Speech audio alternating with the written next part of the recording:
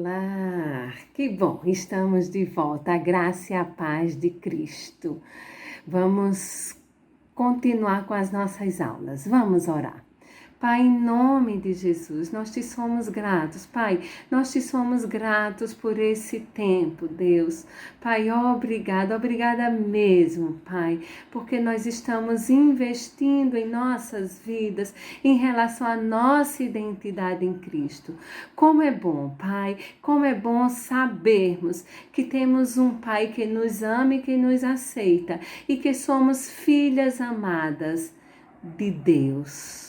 Como é bom fazer parte dessa família, como é bom sentar à mesa e termos um Pai que nos ama e compartilharmos das coisas deste Pai que nos ama. Obrigada, Pai, obrigada mesmo em Cristo Jesus, amém. Amém.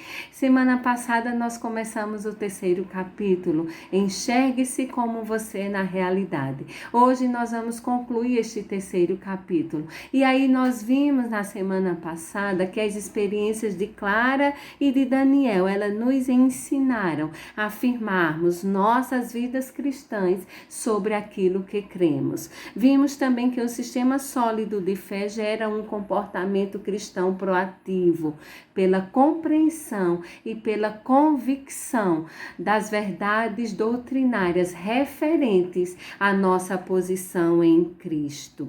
Vimos que acertar as coisas com Deus é, antes de tudo, alinhar e ajustar nossa vida primeiro com Deus, que significa crer na verdade, que Deus é nosso Pai afetuoso e que nós somos seus filhos aceitos e criados à sua imagem. Vimos a lista que completa a primeira lista que está lá no capítulo 2, né, os resultados da graça, da nossa posição em Cristo.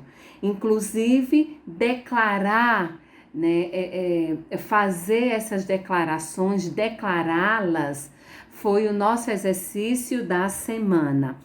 E hoje vamos concluir este 3º capítulo, Enxergue-se como você na realidade, né? Então vamos ver primeiramente a diferença entre parentesco e harmonia.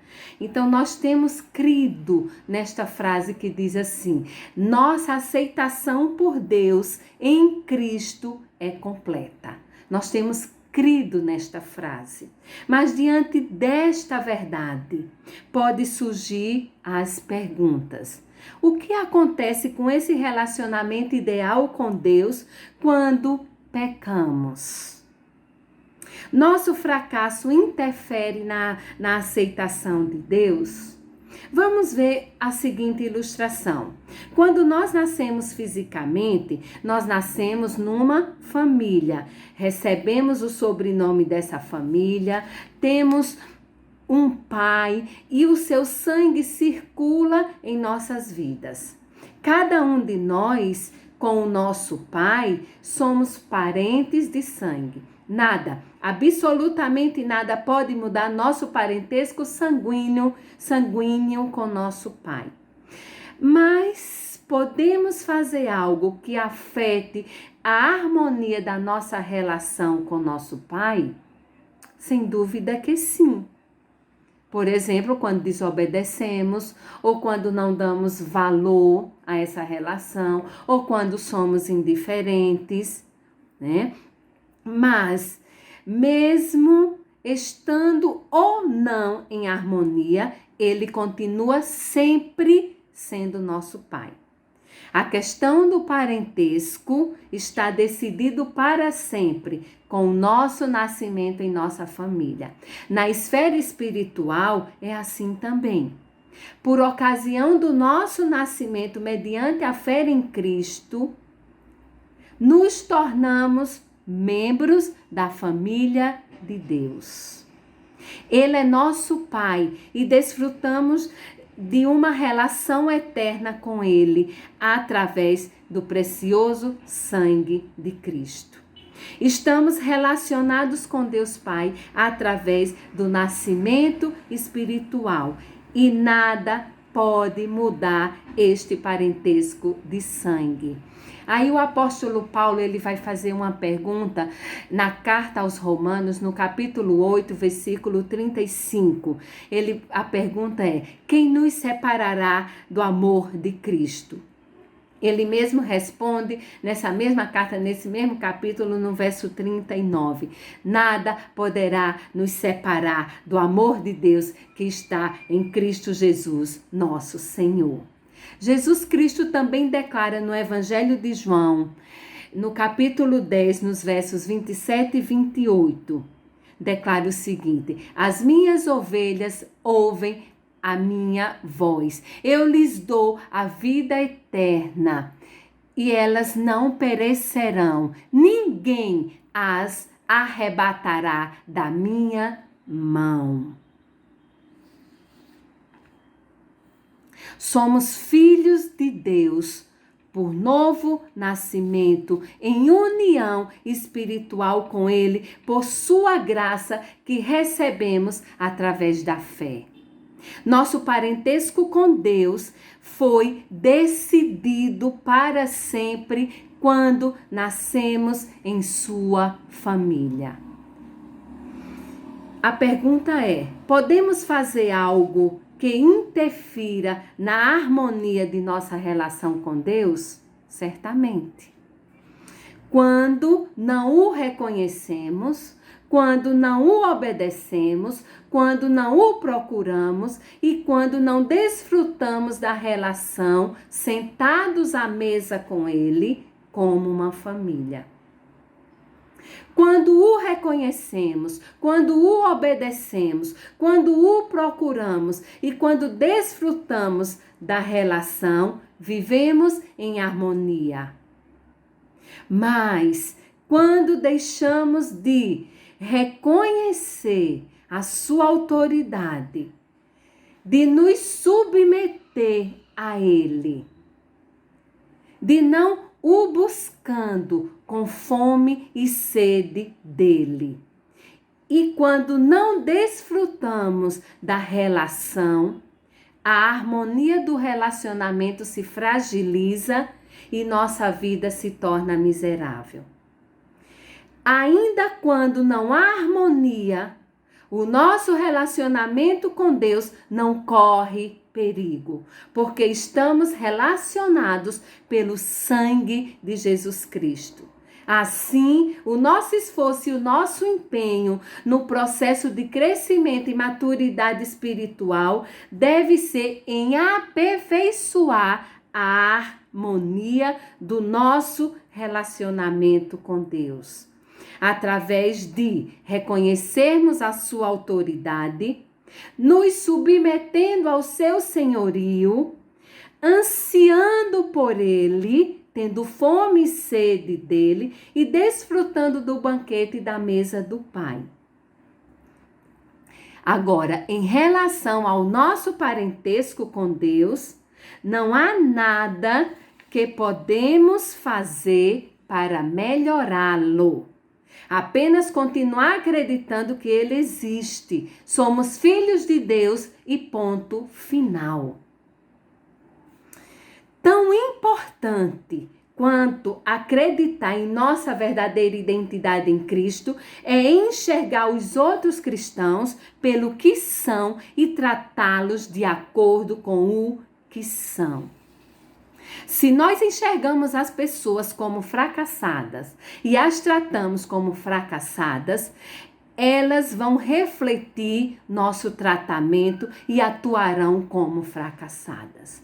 Mas se enxergamos nossos irmãos em Cristo como santos, redimidos e justos, vamos tratá-los como santos e se comportarão como santos.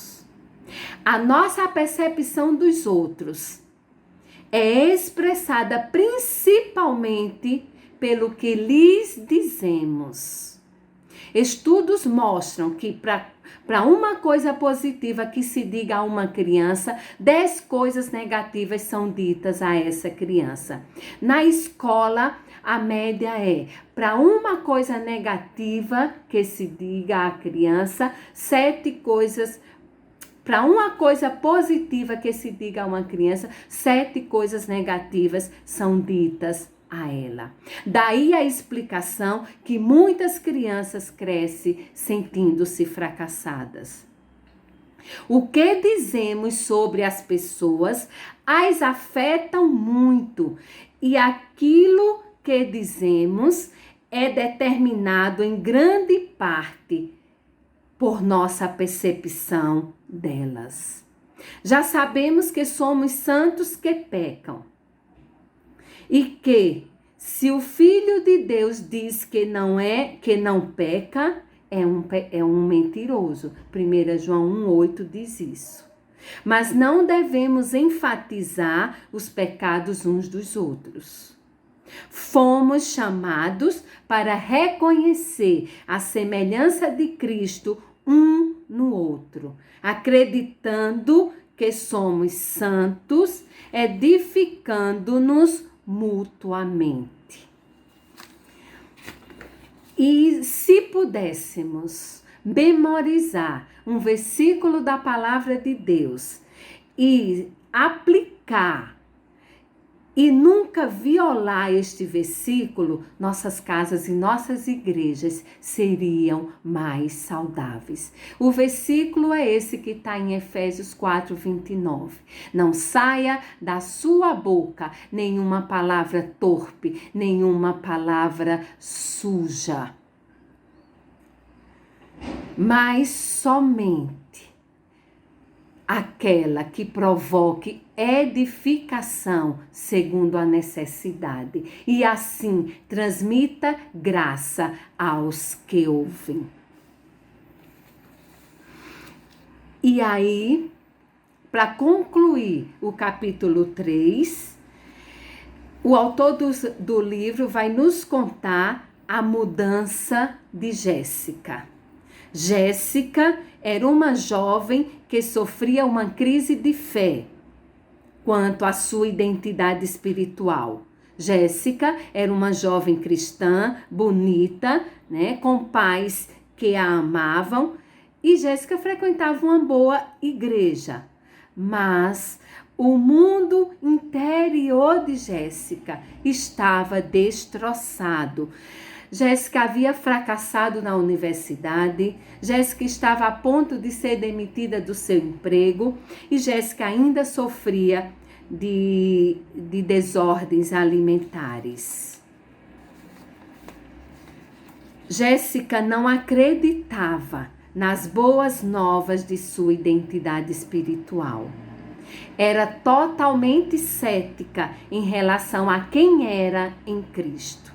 Numa sessão de aconselhamento, enquanto o autor do livro declara quem Jéssica é em Cristo por causa da união espiritual com Deus, um vislumbre de esperança começa a brotar.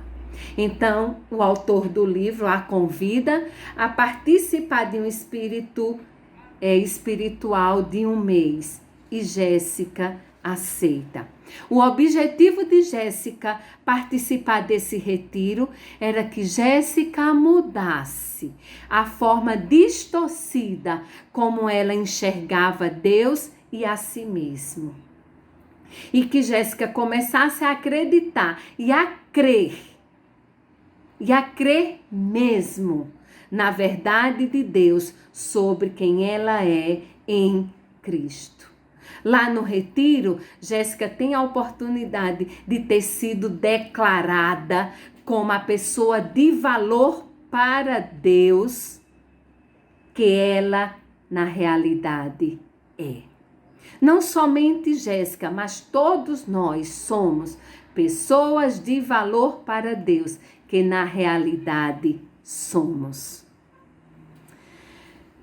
Quando Jéssica começou a acreditar, a crer nessa verdade, as mudanças em Jéssica foram dramáticas.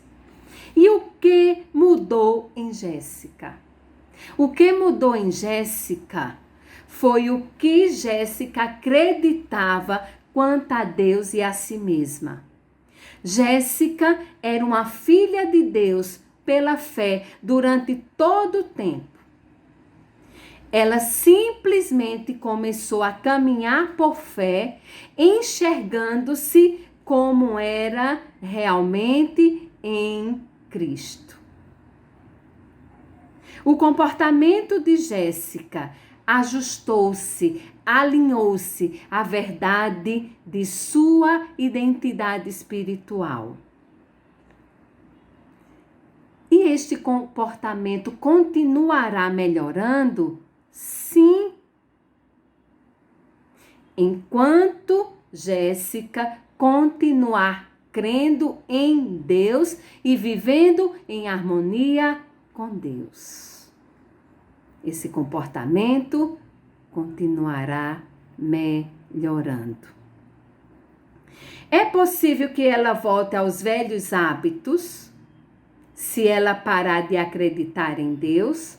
Sim, infelizmente é possível.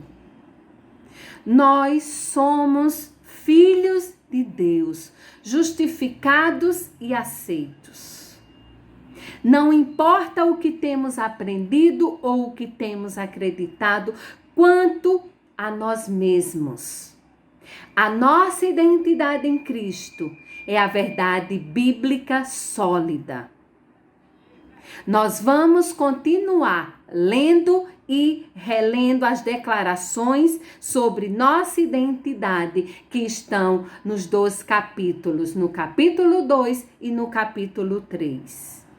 Nós vamos continuar buscando firmar essas declarações quanto à nossa identidade, firmar na nossa mente e no nosso coração, acreditando nelas e praticando-as. E nosso comportamento cristão, ele se ajustará, ele se alinhará conforme aquilo que cremos ao caminhar por fé. Então, nosso exercício para essa semana continua sendo ler, reler, declarar a nossa identidade e a nossa posição em Cristo, procurando crer naquilo que a gente está declarando, para que a gente possa viver conforme essas verdades. Somos filhos de Deus. Portanto, vamos andar como filhos de Deus. Que o Senhor possa nos abençoar. Vamos orar. Pai, em nome de Jesus, consolida, Pai, essa verdade nas nossas vidas, na nossa mente e no nosso coração, para que a gente possa crer e assim viver de acordo com essas verdades. Participando da mesa do Pai. Participando da família do Pai. Sendo filhas de um Pai que nos ama, que senta à mesa e que nos oferece o seu banquete. Oh, Pai, que nós possamos crer nesta verdade e assim viver de acordo a essa verdade e nos enxergar de acordo com essa verdade, que somos filhas, filhos de um Deus que nos ama. Em Cristo Jesus. Amém.